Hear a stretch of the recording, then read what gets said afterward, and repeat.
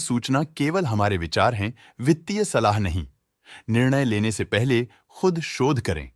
किसी भी लाभ या हानि के लिए हम उत्तरदायी नहीं हैं। ज्योति स्ट्रक्चर्स ने अपनी नई शेयर होल्डिंग रिपोर्ट्स रिलीज की हैं, जो फाइनेंशियल ईयर के क्वार्टर और पहले हाफ को कवर करता है, जो जून 31 ST 2024 तक चलता है। ये रिपोर्ट कंपनी के शेयर्स की डिटेल्ड जानकारी देता है, जिसमें promoters, promoter groups, foreign investors, public investors और सरकारी एंटिटीज शामिल हैं। पब्लिक द्वारा हेल्ड शेयर्स का परसेंटेज 95.76% से इंक्रीज होकर 2024 के जून में 96.54% तक का इंक्रीज से देखा गया।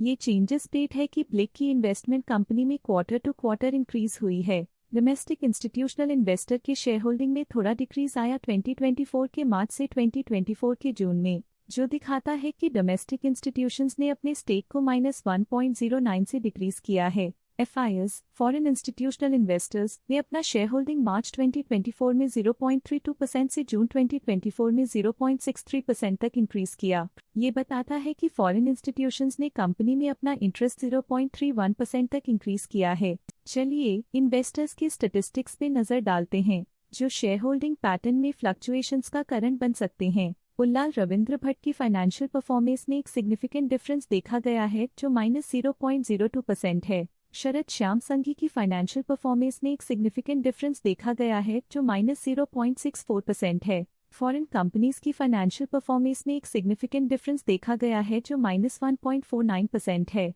एओन ज्योति LLC की फाइनेंशियल परफॉर्मेंस में एक सिग्निफिकेंट डिफरेंस देखा गया है, जो -1.1% है। अपोलो ज्योति LLC की फाइनेंशियल परफॉर्मेंस में एक सिग्निफिकेंट डिफरेंस देखा गया है, जो -0.39% है। Sun and Sand Hotel Private Limited की फाइनेंशियल परफॉर्मेंस में एक सिग्निफिकेंट डिफरेंस देखा गया है, जो -0.01% है।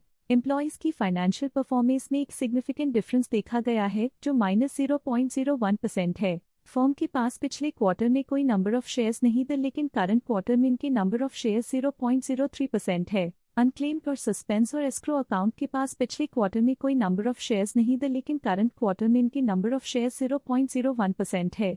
निरंजन लखुमल हीरानंदानी के पास पिछले क्वार्टर में 1% शेयर्स थे, लेकिन करंट क्वार्टर में उन्होंने कंपनी से एग्जिट ले लिया है। प्रशांत रघुनाथ देशपांडे के पास पिछले क्वार्टर में 1% शेयर्स थे, लेकिन करंट क्वार्टर में उन्होंने कंपनी से एग्जिट ले लिया है। ऋषि सहदेव के पास पिछले क्वार्टर में 1% शेयर्स थे, लेकिन करंट क्वार्टर में उन्होंने कंपनी से एग्जिट ले लिया है। ऑल्टरनेट इन्वेस्टमेंट फंड्स ने अपने हिस्से को पिछले क्वार्टर में 1.87% से डिक्रीज करके 1.18% पे ले आए हैं। ये कंसेक्यूटिव क्वार्टर्स में -0.69% स्टेक्स डिफरेंस दिखाता है। इंडिया हाउसिंग फंड सीरीज 3 ने अपने हिस्से को पिछले क्वार्टर में 1.39% से डिक्रीज करके 1.18% पे ले आए हैं। ये कंसेक्यूटिव क्वार्टर्स में -0.21% स्टेक्स डिफरेंस दिखाता है।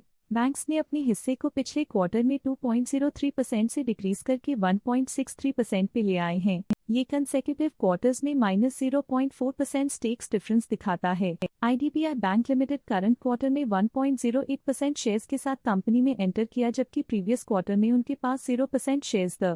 IDBI bank limited previous quarter में 1% शेयर्स ओन करते थे, लेकिन करंट क्वार्टर में उन्होंने कंपनी से एग्जिट ले लिया है। इस पिछले क्वार्टर में foreign portfolio investors category I की स्टेक होल्डिंग में एक नोटवर्दी इंक्रीज देखा गया। उनकी स्टेक होल्डिंग में 0.3% का सिग्निफिकेंट इंक्रीज देखा गया। ये था कंपनी का करंट शेयर होल्डिंग पैटर्न। देखने के लिए धन्यवाद। स्टॉक लेटेस्ट न्यूज अपडेट के लिए चैनल को सब्सक्राइब करें और वीडियो को लाइक एंड शेयर करें।